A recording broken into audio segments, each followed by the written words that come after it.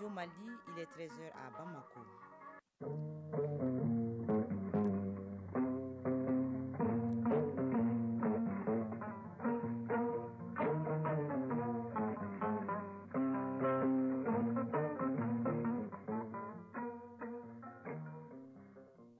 Le journal Tenemba Mounikata.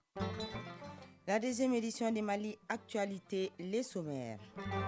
Transpirer sous la pluie, cette image résume la lutte contre la corruption au Mali. Cependant, l'OCLEI ne se lasse pas. La structure anticorruption anime une semaine d'information et de sensibilisation sur le fléau de l'enrichissement illicite et ses corollaires. Environnement, adaptation aux effets des changements climatiques, Aguebou Koulibaly partage avec nous l'expérience de l'ONG allemande Bordas Mali dans ce journal. Et puis sport football, la Coupe du Monde s'achemine vers sa fin. Maroc-France est l'affiche de la deuxième demi-finale de ce soir. L'Argentine, déjà qualifiée hier à la finale, a célébré Lionel Messi. La page est animée par Aridou Matina en fin d'édition. Mesdames, Messieurs, bienvenue. La lutte contre la corruption et l'enrichissement illicite concerne chacun et tous.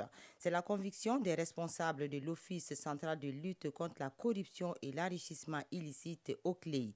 La structure organise une semaine d'activités sur les fléaux avec pour thème « Construire un monde uni contre la corruption ». Il s'agit d'informer et de sensibiliser au plan national et international sur les conséquences de la corruption et de l'enrichissement illicite sur le développement socio-économique des nations. Jules Sambou-Sissoko.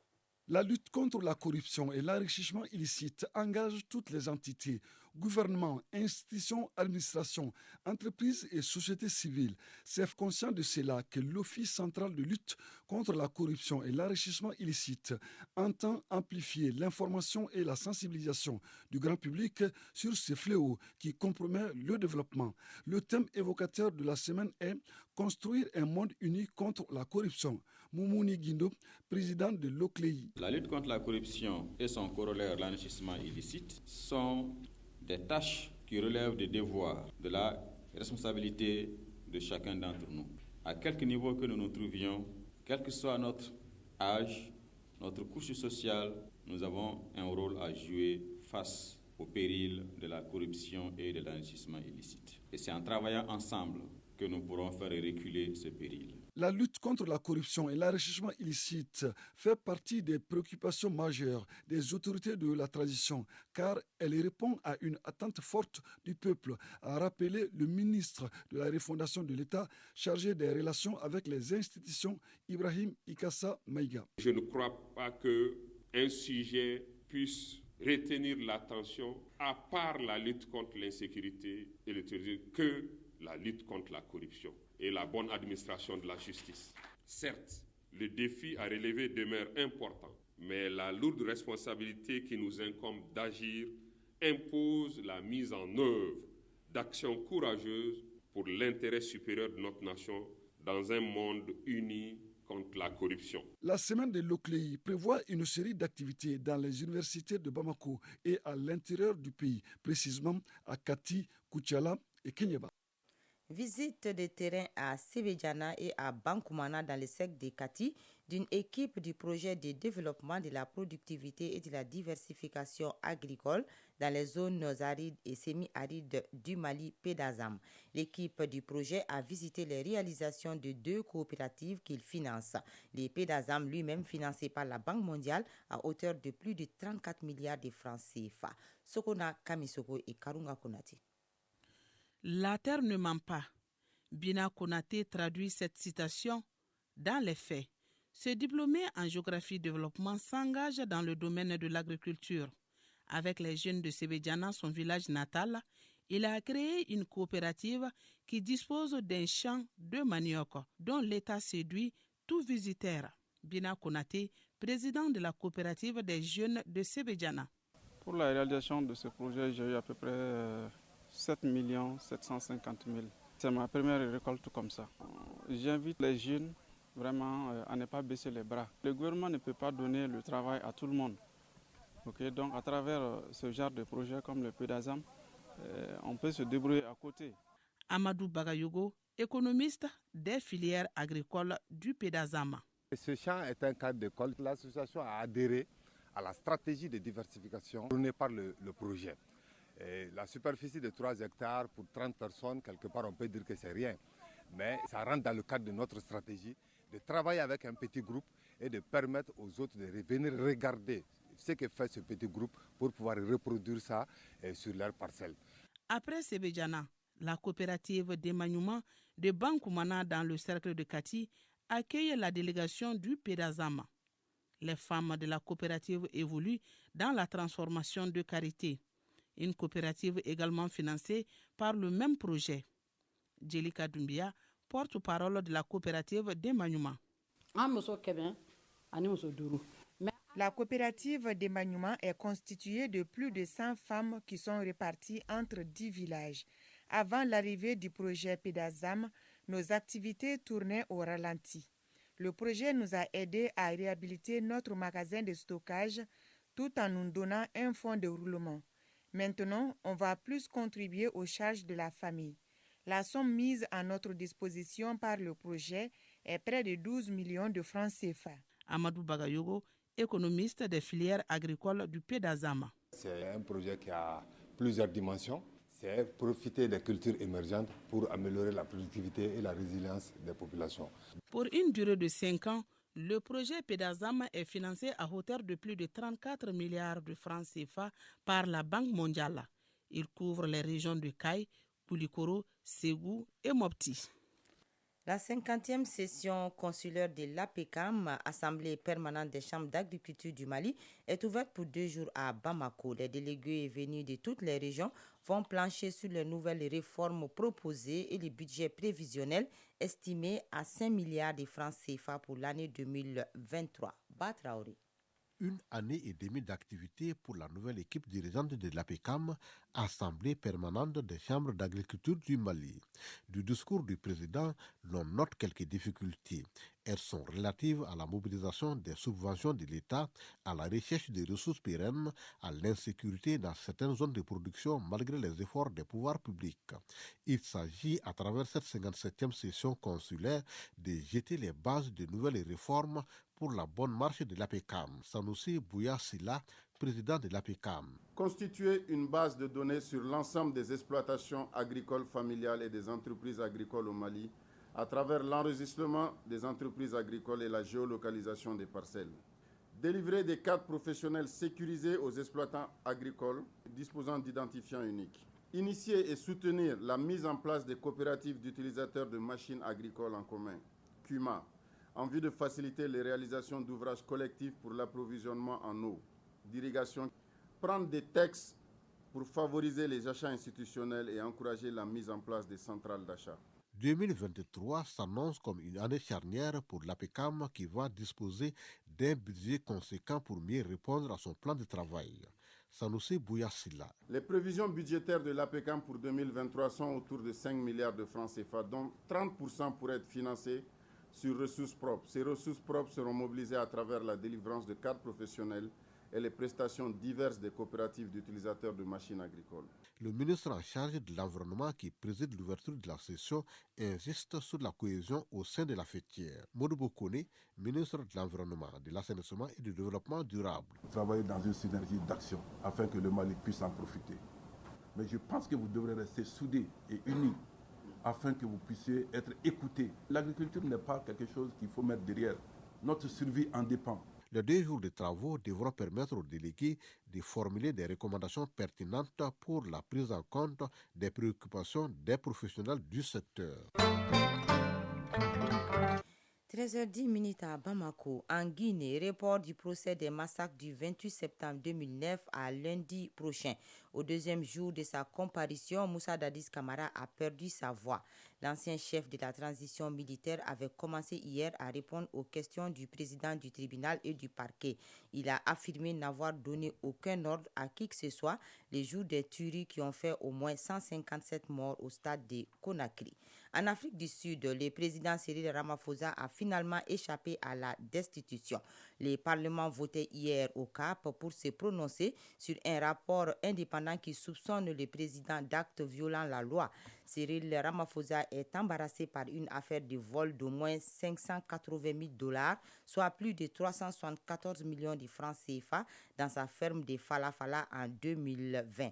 Il est accusé d'avoir dissimulé ses détournements aux autorités, mais la quasi-totalité des députés de son parti, le Congrès national africain ANC, majoritaire à l'Assemblée nationale, a choisi de suivre la ligne du parti et de faire barrage à l'ouverture d'une procédure de destitution. Le sommet États-Unis-Afrique s'est ouvert hier à Washington, dans la capitale américaine. Lors de cette première journée, la paix, la sécurité, les changements climatiques et la bonne gouvernance ont été discutés. Les chefs d'État présents à ce sommet proposent de mettre l'accent en priorité sur la lutte contre l'insécurité. Le président de la Commission de l'Union africaine, Moussa Faki Mahamat, explique que c'est le terrorisme qui entraîne et souvent sert de prétexte aux prises de pouvoir anticonstitutionnelles. Le secrétaire d'État américain Anthony Blinken a répondu que les besoins de sécurité à court terme des partenaires de l'Amérique seront assumés. COP 15 sur la biodiversité, le secteur privé est invité à coopérer. Dans toutes les causes de destruction de la biodiversité, les entreprises privées ont une responsabilité en matière d'artificialisation des sols, de surexploitation des ressources naturelles, de pollution, de transport d'espèces et de changements climatiques. Elles doivent donc faire partie de la solution, estiment certaines ONG. Près de 1000 représentants d'entreprises sont présents à la conférence organisée par l'ONU sur la biodiversité à Montréal, au Canada.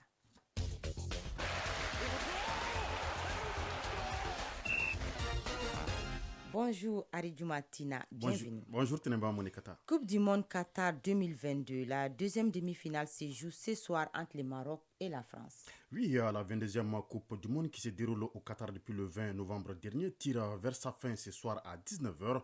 La seconde demi-finale oppose la France, championne du monde en titre, au Maroc, représentant du continent. Certes, sur papier, la France part avec les faveurs de pronostic, mais sur le terrain, c'est une toute autre réalité, car le Maroc a réalisé un parcours élogieux dans ce mondial en écartant des grosses pointures de football mondial pour atteindre le dernier écart et a réussi en 4 mois à bâtir une équipe solide et compétitive. Le sélectionneur marocain Walid Regragui, qui a joué avec l'attaquant français Olivier Giroud à Grenoble, ambitionne d'aller au bout de son rêve. Nous l'écoutons.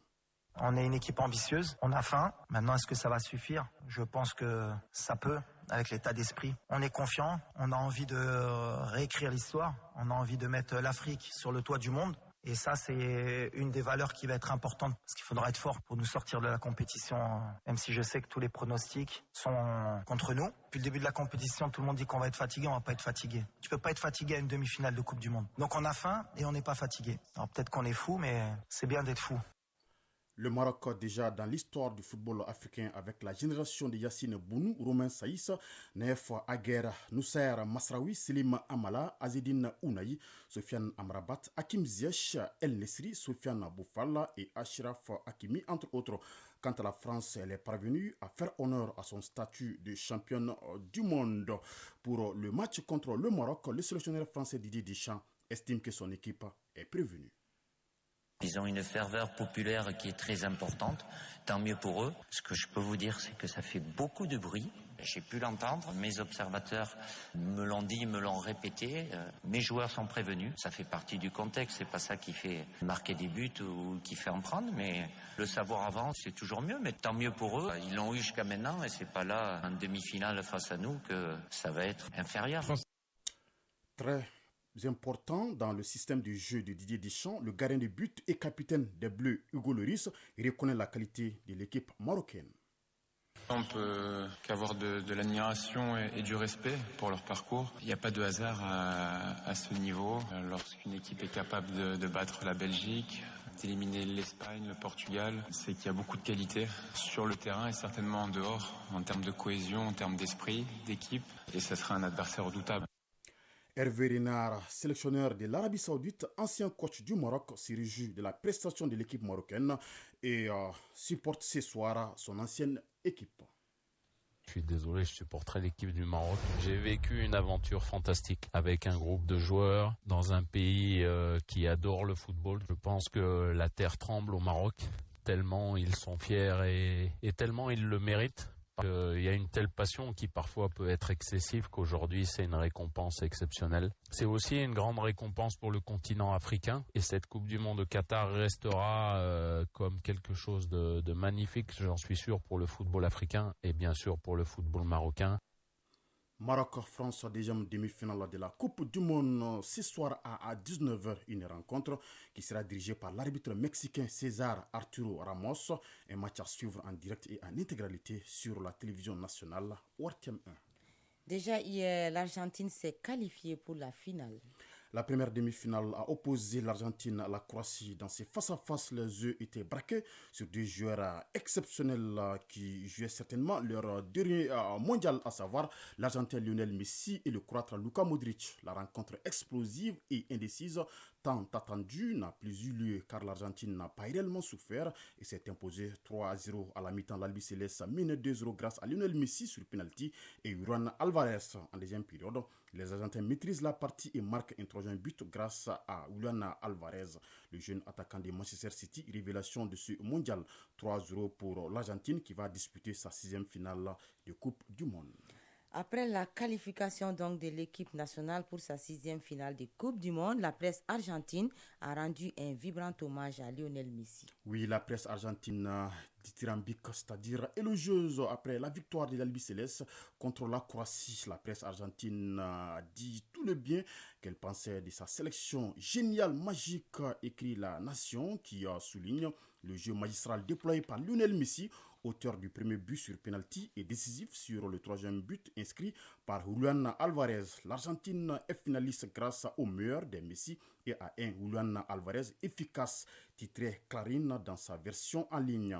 Pour le quotidien sportif Olé, ce triomphe est un match historique pour l'équipe nationale avec une performance extraordinaire de Léo et aussi Alvarez. Lionel Messi, la fierté du peuple argentin qui rêve de remporter la Coupe du Monde pour couronner sa riche carrière. Merci Ardu Matina. Chronique de l'environnement. Deuxième numéro de la chronique de l'environnement sur l'ONG Borda, association brémoise de recherche et de développement d'outre-mer.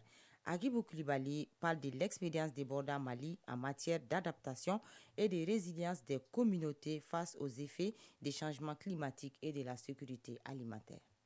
La situation de la sécurité alimentaire et nutritionnelle au nord du Mali est préoccupante. Par conséquent, la mise en place des projets d'adaptation aux effets des changements climatiques et de préservation des ressources naturelles est une nécessité au Mali et particulièrement dans les régions affectées par les conflits. C'est dans ce contexte que Borda et ses partenaires accompagnent les communautés vulnérables des régions de Tombouctou et Badjangara. Bintou Traoré, coordinatrice des projets de sécurité alimentaire, pays Borda. Si nous prenons par exemple Bandiagara, l'agriculture est très difficile sur le plateau d'Ogon. Donc il y avait beaucoup de terres non cultivables et la sécurité alimentaire était vraiment dégradée. Mais dans nos villages, nous avons des témoignages des bénéficiaires qui nous montrent que tel espace, il y a 10 ans, on ne pensait pas que nous, on pouvait cultiver ce champ. Mais aujourd'hui, non seulement le champ est cultivé, la technologie utilisée permet d'avoir une grande production. Sauf en cas de mauvaise pluviométrie, ça c'est quelque chose qui est indépendant de notre volonté. Mais si nous avons une année pluvieuse normale, nos producteurs arrivent à produire et ils peuvent assurer leur auto-alimentation sur une durée de 6 mois dans l'année. Et à Tombouctou, avec la production de riz, avec la production de bourgou et le maraîchage, nous arrivons quand même vraiment à améliorer le cadre de vie alimentaire, soit par l'autoconsommation, l'autoproduction ou avec l'accès aux revenus leur permettant d'acheter les produits qui sont disponibles sur les marchés locaux. Borda accompagne l'application des stratégies d'adaptation aux effets des changements climatiques pour une agriculture durable. Ces actions contribuent à réduire les effets des intempéries sur les terres et promouvoir une agriculture résiliente en s'appuyant sur les techniques de restauration des terres dégradées. Bintou Traoré, coordinatrice des projets de sécurité alimentaire, pays Borda. Nous faisons la régénération des bourgous sur des espaces, les terres nues, des terres où il n'y a pas de couvert végétal. Nous développons la culture du bourgou qui est un fourrage sur ces terres-là. Ça permet de renforcer le couvert végétal. Ça permet à la population d'augmenter leurs revenus et ça fait de l'aliment bétail pour les animaux.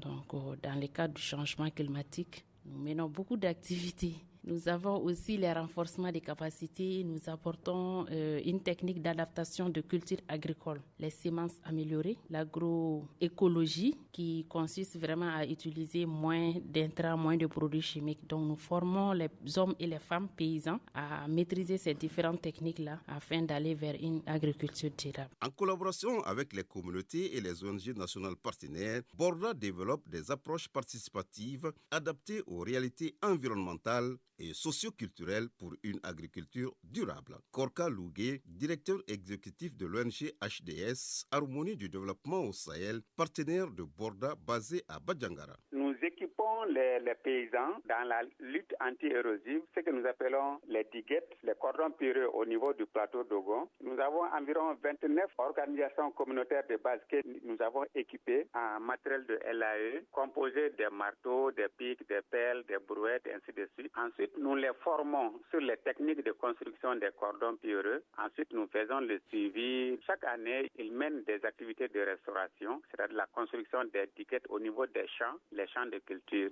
Ensuite, il y a d'autres activités que nous menons avec nos communautés. Il s'agit plus particulièrement des micro-barrages pour la production de l'échalote qui est très développée au niveau du plateau d'Ogo. Et aussi, il y a les petits barrages pour la production de riz que nous réalisons au niveau des villages. Selon les responsables de Borda, malgré les efforts fournis, l'accès à une nourriture suffisante, saine et nutritive reste un défi majeur auquel les communautés vulnérables restent confrontées. Merci Agibou Koulibaly et c'est ce qui met fin à cette édition présentée par Teneba Monikata, mise en onde assurée par Alimata Ouattara et Sidi Koulibaly, mise en ligne au www.ortm.ml par Sekou Traoré. Réalisation Dosé Baba Diarra, coordination Ousmane Dao. Merci à vous de nous avoir suivis.